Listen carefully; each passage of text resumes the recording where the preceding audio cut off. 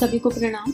हम पढ़ रहे पुस्तक भगवान की पूंजी में हिस्सेदार बने, जन्म शताब्दी पुस्तक माला 34।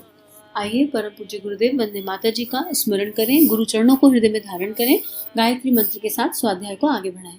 ओम भूर्भुवः स्वः तत्सवितुर्वरेण्यं भर्गो देवस्य धीमहि धियो यो नः प्रचोदयात्। पिछले वाले स्वाध्याय में गुरुदेव हमें समझा रहे थे कि उन्होंने दादा गुरुदेव से पूछा कि मुझे क्या करना क्या है। मुझे आपने सारी चीज़ें बता दी, सब चीज़ें समझा दी, आपने बता दिया कि कोई शॉर्टकट नहीं है इस राह का, तो what is that one thing which is to be done. तो दादा गुरुदेव ने समझाया कि अपनी ज़िंदगी में भगवान को हिस्सेदार बना लीजिए। जो भी आपके पास है वो सब भगवान के खेत में लगा दीजिए, और अपनी लाइफ में 75% परमात्मा से मिल रहा है, 25% अगर तुम्हें तुम्हारा लगता है तो उसको भी भगवान के खेत में बो दो। फिर गुरुदेव ने अलग अलग एग्जाम्पल्स दिए कि और अगर हम ये कहें कि नहीं हम तो इस काम के लिए लक्ष्मी जी की पूजा करेंगे, उस काम के लिए गणेश जी की करेंगे, इस और हमको बच्चे हो जाए, हमको नौकरी लग जाए, लॉलीपॉप टॉफी के लिए करेंगे, तो फिर बात नहीं बनने वाली है, वो इन्वेस्टमेंट नहीं है। फिर गुरुदेव को दादा गुरुदेव आगे समझा रहे हैं मिला असली अध्यात्म। अब गुरुदेव कह रहे हैं कि मुझे असली अध्यात्म की परिभाषा यहाँ समझ में आई। मित्रों, असली अध्यात्म जिसको पाकर मैं निहाल हो गया, धन्य हो गया, उसका तरीका आपको समझा रहा था, उसकी साइंस और फिलॉसफी समझा रहा था, जो आज से 55 वर्ष पहले मुझे सिखाई और समझाई गई। सारी जिंदगी में उसी पर चला और अपनी जिंदगी में भगवान को हिस्सेदार बना लिया। जो जिंदगी की दौलत, उसमें से मैंने शरीर को भी अपना हिस्सा दिया और भगवान को भी अपना हिस्सा दिया। कमाई में दोनों हिस्सेदार। जो हम कमाते हैं, हमारे पास जो संपत्ति है, मसलन श्रम, बुद्धि, साधन, समय। एक हर मनुष्य के पास क्या चीज़ है? श्रम है, यानी बॉडी कॉन्शियसनेस से आप फिजिकल एफर्ट्स क्या कर सकते हो, बुद्धि, विवेक दिया है। साधन है, जो भी साधन अवेलेबल हो, साधन कम या ज़्यादा नहीं, जिसके पास जो भी एसेट्स अवेलेबल हो, और समय। ये चारों चीज़ें तो हमारे पास हैं और ये सब परमात्मा की ही दी हुई हैं। तो इन चीज़ों को इन्वेस्ट करना, और भीतर प्रतिभा है, जो भी भगवान ने प्रतिभा दी है उसे भगवान के लिए ही इन्वेस्ट करने की बात गुरुदेव कह रहे हैं।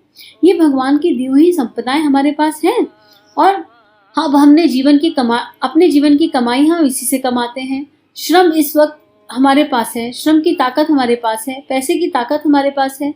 इसे हम दोनों शरीरों में बांट देंगे। शरीर को भी देंगे क्योंकि यह हमारी सवारी है, यह हमारा घोड़ा है, घोड़े के लिए भी घास चाहिए। उसे घास नहीं देंगे तो हमको लंबा सफर तय करना है, घोड़ा जिएगा कैसे। शरीर को हम खुराक देंगे, कितनी खुराक, इसके बारे में भी तय करना पड़ेगा। यानी शरीर रूपी इस मंदिर का ध्यान रखना है, पर बैलेंस फॉर्म में रखना है। ये नहीं कि पूरा समय इस शरीर को ही सजाने में लगे हैं, इस शरीर की पूर्ति खत्म नहीं हो रही है और आइडिया ही नहीं लग रहा कि कितना समय इस शरीर पे खर्च कर दिया, और वो भी राइट डायरेक्शन में नहीं। जैसे हम सबको पता है कि अल्पाहार होना चाहिए, हम सबको पता है बाहर का नहीं खाना चाहिए, हम सबको पता है एक्सरसाइज करनी चाहिए, जल्दी उठना चाहिए, बहुत सारी चीज़ें हैं जो फिजिकल बॉडी के कॉन्टेक्स्ट में हम सबको पता है, लेकिन हम में से करते कितने लोग हैं? ना के बराबर लोग उसको सही दिशा में करते हैं। तो यही बात गुरुदेव कह रहे हैं कि कितनी खुराक देंगे, क्या देंगे, ये भी तय करना पड़ेगा। यह कहा गया है कि जिस देश के हम नागरिक हैं, जिस देश में हम रहते हैं, वहाँ औसत भारतीय स्तर का स्टैंडर्ड हमारा होना चाहिए, और औसत भारतीय स्तर का स्टैंडर्ड हमारा लक्ष्य होना चाहिए। हिंदुस्तान अपने सामान्य नागरिकों को क्या भोजन दे सकता है, क्या वस्त्र दे सकता है, उन्हें किस स्तर की जिंदगी जीनी पड़ सकती है, यही हमारा स्टैंडर्ड है। और अगर आप इस स्टैंडर्ड की बात सोच रहे हो तो हिंदुस्तान में, भारत में आज भी कितने लोग भूख से मर रहे हैं, इसका हम अंदाज़ा नहीं लगा सकते। अगर आप डेटा उठा के देख लो तो पता चल जाएगा कि हम लोग तो खाना वेस्ट कर देते हैं। पता नहीं कितनी कितनी बार अपने बच्चों को भी ये नहीं समझाते हैं कि खाने की एक चम्मच भी वेस्ट नहीं होनी चाहिए, एक अन्न का दाना वेस्ट नहीं होना चाहिए। लेकिन इसी देश में हजारों करोड़ों लाखों लोग भूख से मर रहे हैं। गुरुदेव से जब एक बार अगर आप गुरुदेव के हृदय को देखो तो उन्होंने जो इतना उपवास कर लिया, इतनी साधना कर ली, उसके पीछे जो भाव था वो करुणा का था। गुरुदेव के शब्द है कि मेरे मुंह में खाना रखा नहीं जाता, मैं चाहता भी हूँ तो नहीं खा सकता, क्योंकि मुझे अपने भूखे बच्चों के चेहरे दिखाई देने लगते हैं। तो ऐसा लगता है कई बार कि हम सबको ना अपनी खुराक थोड़ी कम कर देनी चाहिए, या नियमित उपवास रखना चाहिए, इस भाव के साथ रखना चाहिए कि हम कंट्रीब्यूट कर रहे हैं उन लोगों को जिनको भोजन नहीं मिल रहा। क्योंकि पृथ्वी पर जनसंख्या बढ़ती चली जा रही है, उसकी कोई रोकथाम नहीं है, लेकिन पृथ्वी तो उतनी है ना, खाना तो उतना ही है ना, और उसमें भी हम जो कृषि वाली धरती है उसको खत्म करते जा रहे हैं। तो अगर बैलेंस देखें तो कहीं ना कहीं बैलेंस बिगड़ा हुआ है। उस बैलेंस को बनाने के लिए हम लोग अगर इस इंटेंशन मैटर करती है, अगर हम इस भाव से उपवास कर लें हफ्ते में, सप्ताह में 1-2 दिन, कि हम जो नहीं खा रहे हैं ये खाना कहीं ना कहीं तो पहुंच रहा है, किसी भूखे के पेट में जा रहा है, तो वो इंटेंशन भी यूनिवर्स में रेडिएट करें। आगे गुरुदेव लिख रहे हैं, आप अमेरिका में जन्मे हैं तो आपका स्तर दूसरा हो सकता है। अमेरिकी नागरिक को खर्च करने के लिए जो पैसा मिलता है उसमें से आप खर्च करें और उस स्टैंडर्ड का जीवन जिए। अगर आप यहाँ बढ़िया स्तर चाहते हैं, बनाना चाहते हैं, ऊंचा स्तर बनाना चाहते हैं, तो यह एक गलत बात है। इस बात को गुरुदेव गलत कह रहे हैं कि अगर हम इंडिया में हैं और हम सोच रहे हैं कि हमारा स्टैंडर्ड ऑफ लिविंग बहुत हाई होना चाहिए, मीडियम क्लास मतलब औसत भारतीय का जो है उससे ऊपर होना चाहिए, तो ये अनुचित है, क्योंकि हम किसी के हिस्से का छीन के खा रहे हैं डायरेक्टली। फिर यह आध्यात्मिक जीवन नहीं रह जाता। सामान्य स्तर का जीवन यापन करने के लिए जो खर्च करने की जरूरत थी हमने अपने शरीर के लिए खर्च किया। अब वो जीवन कैसा होना चाहिए, उसके लिए गुरुदेव अपना एग्जाम्पल के रूप में अपना जीवन जी के चले गए। खादी का कुर्ता पहनते थे, खाने के लिए कुछ खाते नहीं थे, एक चारपाई, गुरुदेव का रूम जाके देख लो, बिल्कुल मिनिमम, कोई रिक्वायरमेंट ही नहीं, एकदम साधारण जीवन जिया गुरुदेव ने। किसी तरह की माता जी की कोई रिक्वायरमेंट नहीं, और तीनों बच्चे उसी उसमें पाल लिए। जो गुरुदेव ने पूरे परिवार का पालन पोषण कर लिया। तो वो औसत स्तर का जीवन क्या है, इसके लिए गुरुदेव के जीवन चरित्र को देखा जा सकता है। तो पूरा भी नहीं करें, उसका 50%, उसका 25%, उसका 30%, कुछ परसेंटेज में तो अपने गुरु को फॉलो करें। आगे लिख रहे हैं, अब रही कुटुंब की समस्या। कुटुंब की समस्या का समाधान करने के लिए अपने कुटुंबियों को उनकी मनमर्जी की दौलत उनके सुपुर्द कर देने से समस्या का हल नहीं हो सकता। विचार करना पड़ेगा कि जिनके कर्जे हमारे ऊपर चढ़े हुए हैं वे भी इसके हिस्सेदार हैं। जिसका कर्ज चुकाना अभी बाकी है, अभी हमको माँ का कर्ज चुकाना बाकी है, बाप का कर्ज चुकाना बाकी है। बाप की इतनी लंबी जिंदगी से हमने खाया है और अपनी माँ का हमने दूध पिया है। सबसे पहले हम इनका कर्ज चुकाएंगे, साहूकारी तब करेंगे। माता पिता के बाद छोटे भाई बहन का, छोटे बच्चों का भी कर्ज चुकाना है। छोटे भाई बहनों को पढ़ाना पड़ेगा, उन्हें अपने पैरों पर खड़े होने लायक बनाना पड़ेगा। हम उनके लिए भी खर्च करना है। नहीं साहब, हमारे घर का छोटा बच्चा है, मैं तो बेटे को ही दूंगा और 4 बेटे पैदा करूंगा और उन पर 4-4 लाख खर्च करूंगा। तो गुरुदेव कह रहे हैं आगे, बेईमान कहेगा, केवल बेटे को ही देगा, अन्य को नहीं। तो गुरुदेव यहाँ आत्मीयता के विस्तार की बात कह रहे हैं कि मैं और मेरा, मेरे माता पिता, मेरा बच्चा, मेरा भाई बहन, इससे थोड़ा सा ऊपर उठना पड़ेगा, इससे थोड़ा बड़ा सोचना पड़ेगा। इस समाज के प्रति भी हमारा ऋण है और हम भारतीय होने के हिसाब से सोचें। हम ये सोचें कि हमारे अंदर एक हिंदुस्तानी दिल का वास है और हमारे भारत में, हमारे हिंदुस्तान में कितनी पीड़ा है, कितनी कष्ट है, कितनी कठिनाइयाँ हैं। इसको जब हम इमेजिन करेंगे तो हमको समझ में आएगा कि हमारा जीवन किस स्तर का होना चाहिए। इंसान चाहे तो 4 जोड़ी कपड़ों में गुजारा कर ले और इंसान चाहे तो 40 जोड़ी भी कम पड़ जाएंगे। अपनी अपनी सोच की बात है, अपनी अपनी व्यवस्था की बात है। आगे लिख रहे हैं गुरुदेव, आंखें खुली, प्रकाश मिल गया। ये सारी बातें सुनकर दादा गुरुदेव से, इनको समझकर जब अध्यात्म का सही स्वरूप समझ में आया तो प्रकाश की प्राप्ति हो गई। कौन से प्रकाश की प्राप्ति हो गई? मित्रों, मेरी आंखें खोल दी भगवान ने और यह कहा कि तू हमारी जिंदगी में हिस्सेदार है, तू हमारे लिए काम कर। मित्रों, मेरी आंखें वहीं से और उसी दिन से खुल गई। आंखें खुल जाने का मतलब अध्यात्म का प्रकाश मिल जाना, जिस प्रकाश के लिए हम प्रार्थना करते हैं, तमसो माँ ज्योतिर्गमया, अर्थात हे भगवान आप प्रकाश दीजिए, जीवन में चमक पैदा कीजिए। चमक किसे कहते हैं? प्रकाश किसे कहते हैं?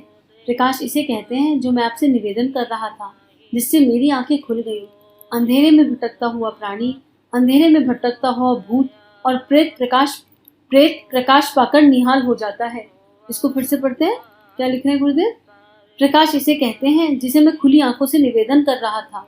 अंधेरे में भटकता हुआ प्राणी, अंधेरे में भटकता हुआ भूत और प्रेत प्रकाश पाकर निहाल हो जाते हैं। आज से 55 वर्ष पूर्व मैं मनुष्य बनाया गया और आज मैं देवता बन गया। 55 वर्ष पहले की लंबी वाली मंजिल को एक एक कदम करके पार करता हुआ आगे बढ़ा, यहाँ तक आया जहाँ की आपके सामने खड़ा हूँ। अब क्या सवाल रह गया?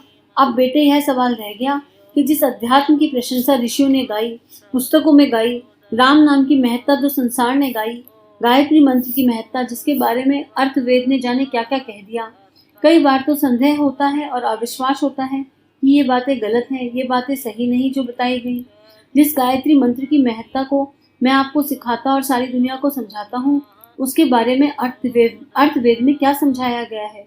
उसके बारे में यह बताया गया है, स्तुता मया वरदा वेद माता प्रचोदयन्ताम पावमानी व्युजानम आयु प्राणम प्रजाम पशुम कीर्तिम द्रविणम ब्रह्म वर्चसम मह्यम दत्वा व्रजत ब्रह्म लोकम। ये 7 चीजें याद करनी है। महाराज जी, हमको तो 3 साल हो गए 3 माला रोज जप करते हैं, लेकिन हमें तो कोई चमत्कार दिखाई नहीं पड़ता। ये बड़ा कॉमन क्वेश्चन है, हम तो इतने साल से साधना कर रहे हैं, हमको तो कुछ मिला ही नहीं।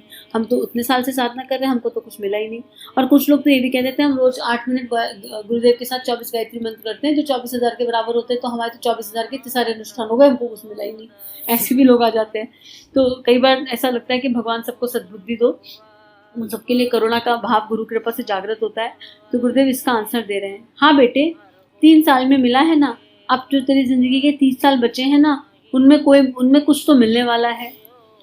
कहाँ कुछ आप दे रहे हैं बेटे, इसलिए दे रहा हूँ कि ना तुझे गायत्री मंत्र के बारे में कोई जानकारी है और ना गायत्री में खाद पानी कैसे लगाया जाता है ये तुझे पता है, इसका तुझे ज्ञान ही नहीं। बीज बोने का तुझे ज्ञान है, वृक्षारोपण हर साल होता है, मिनिस्टर लोग आते हैं और जगह जगह पेड़ लगाते हैं, रोज अखबारों में छपता है कि 1 लाख पेड़ लगाए गए, खाद पानी दिया नहीं, रखवाली हुई नहीं, सब पेड़ गाय ने खा लिए, जानवर चर गए। गायत्री मंत्र को भी आप खाद पानी नहीं लगा सकते, केवल बीज बोकर के माला घुमाकर उसका चमत्कार देखना चाहते हैं तो यह नहीं हो सकता। गुरुदेव ने क्लियर कहा, आप चाहे 5 माला कर लो, चाहे 50 माला कर लो, लेकिन अगर केवल कर्मकांड के स्तर पर गायत्री मंत्र की माला घुमा रहे हैं, खाद पानी नहीं दे रहे हैं तो कुछ नहीं हो सकता। और खाद पानी देने का मतलब क्या है, ये गुरुदेव कई बार समझा चुके। It is the process of inner transformation. मेरे भीतर क्या बदला, मेरी भाव संवेदनाओं में कुछ परिवर्तन हुआ या नहीं हुआ, इसको जानना और इसको समझना, वही गायत्री मंत्र का आधार है। और अगर वो सिद्ध हो गया तो फिर गायत्री साधक को कभी कोई कमी नहीं आएगी। एक तो भाव ये हो जाएगा कि जो प्राप्त है वो पर्याप्त है, यहाँ पर आके संतुष्टि का भाव आ जाएगा और कमी कोई कभी नहीं आएगी, किसी तरह की कमी नहीं आएगी। इस बात पर प्रबल विश्वास, क्योंकि सारी साधनाएं, जो भी साधना इस जीवन में कहीं भी किसी के जीवन में, उसका आधार मूल में श्रद्धा और विश्वास है। तो सभी को धन्यवाद, सभी को प्रणाम। हम सभी का जीवन गायत्री में है, यही प्रार्थना। हमारे YouTube चैनल को सब्सक्राइब कीजिए और बेल आइकन पर क्लिक कीजिए ताकि आने वाली सभी वीडियो की नोटिफिकेशन आपको मिलती रहे। आप सभी को बहुत बहुत थैंक यू।